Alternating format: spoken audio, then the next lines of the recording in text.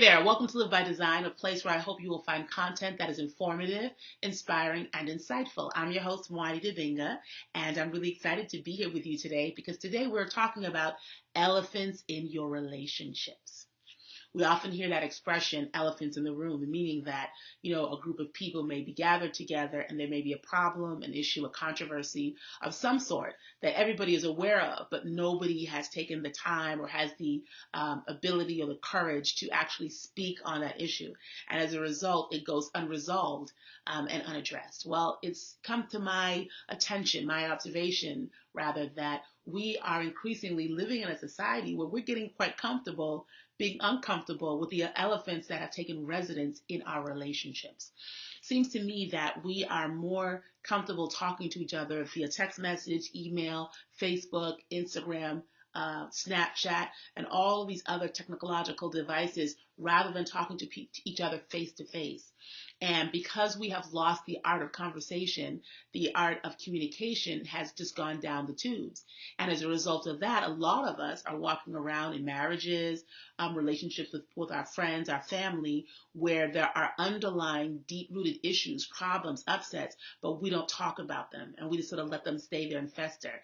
Worst case scenario, not only do we not talk about them to each other, we instead go out and talk about them to other people. We tell our friends about what's going on in our marriage. We tell our spouses about what's going on at work. We're talking to everybody except the offending party. And what that is doing is causing breakdown. It's causing tension. It's causing stress. And it's causing people to be lonely even though they're surrounded by people who love them, surrounded by spouses, again, siblings and other people. But because we have gotten out of the habit of having face-to-face, heart-to-heart, soul-to-soul, fierce conversations, we are losing that sense of connectiveness. We're losing that sense of connection. There's a spiritual teacher by the name of Michael Bernard Beckwith who often says we're living in a high-tech, low-touch society. And that phrase just captures it.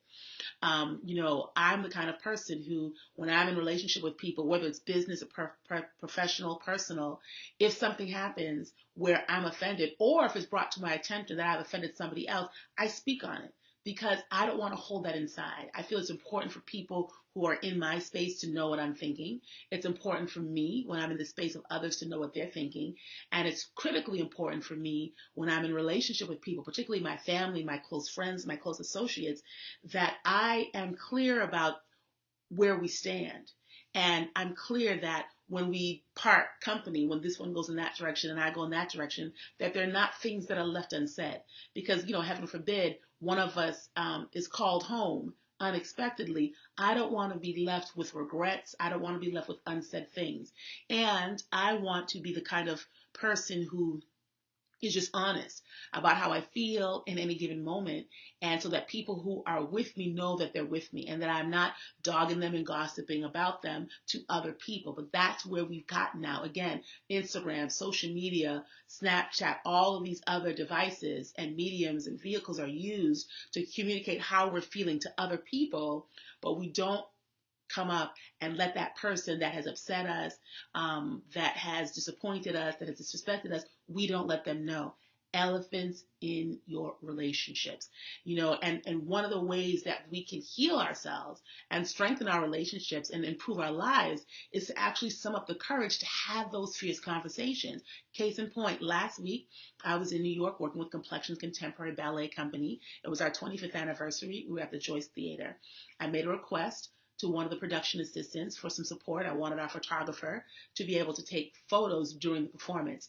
There's a long, chain of communication that we have to go through to get that approval. He got it for me. Unfortunately, the day got away from me. We got so busy that by the time we got into the show, I forgot I had made the request. And unbeknownst to me, he was still expecting the photographer to be in the theater during the live performance. It was brought to my attention by somebody else that he was upset. So when that person brought it to my attention, immediately I told her, I'm going to go talk to him. And she was like, no, don't do it now. The show's about to start. And I was like, I'm not going to cuss him out. And it's not going to be a big confrontation. But if you come and tell me that I did something to upset somebody, I'm going to go address it. Otherwise, why tell me, right? So I get up, I go, I find him. And I tell him, it's been brought to my attention that you were upset. We're not going to have a photographer do live photography, take live photos right now. I apologize to you.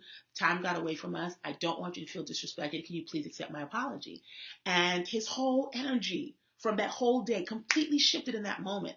Up until that point, he was a little gruff. I'm going to be honest. But as soon as I got the apology out, like, you could feel the softening, right?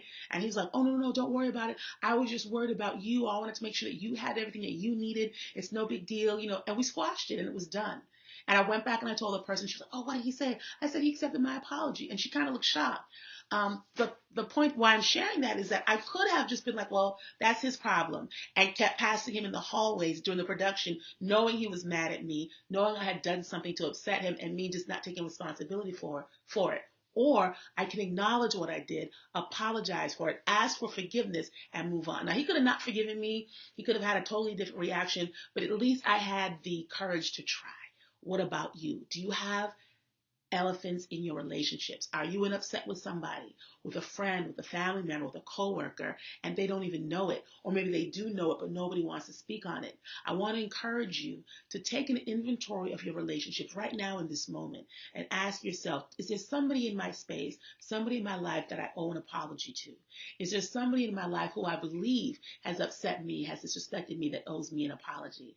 And I encourage you to sum up the courage to go and talk to them. Bring it up, raise it to the surface, try to address it, and try to have resolution. Elephants in the relationship, they're relationship killers.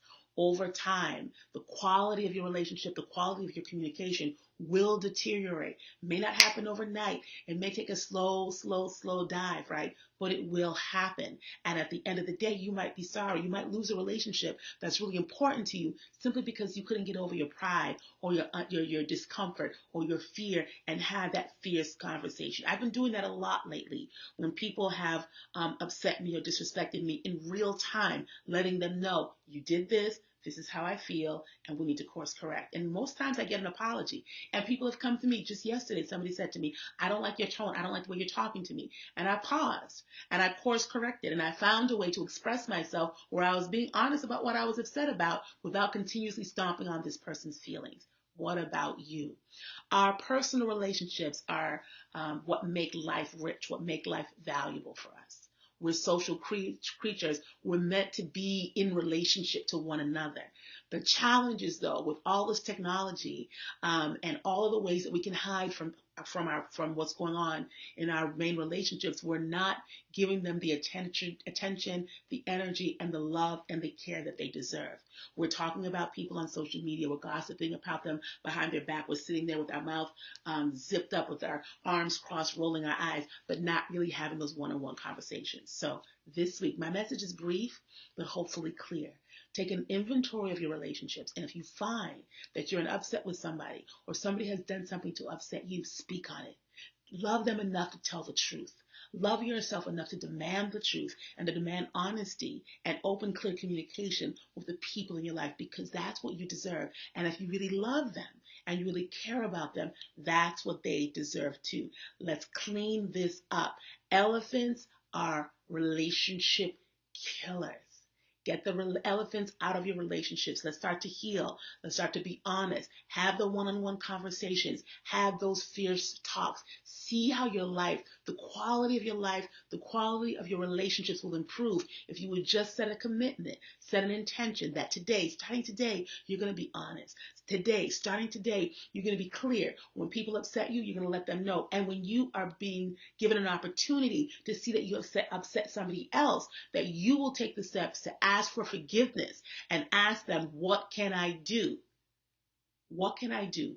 What behaviors do I need to change in order to make this right? Elephants in your relationships will bleed into every aspect of your life. If you would ignore a problem, you pretend that it's not there, it will not go away. It'll get bigger, it'll get deeper, and it will get more entrenched, right? Heal yourself. Heal your relationships. Find the courage. Speak on it. Be truthful. Be willing to receive the truth and don't settle for anything less. You have the right to be in whole, healthy, loving, authentic relationships where you have open communication and you're able to, tough it out when you need to, right? And know that you can count on each other to live through it, to support each other through it and not abandon each other. But it's so easy now to turn away from each other because we have people that we can gossip to and we have social media we can use as an outlet. Don't let that be you. All right. This week, I encourage you, examine your relationships, dig deep, find the courage, tell the truth, and let the healing happen. All right. That's my message. I hope that you found it useful. I hope that you found it helpful. Hit me up on social media.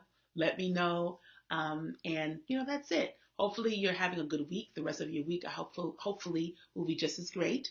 I'll see you next week. And in the meantime, take care of yourself and the people that you love. Bye.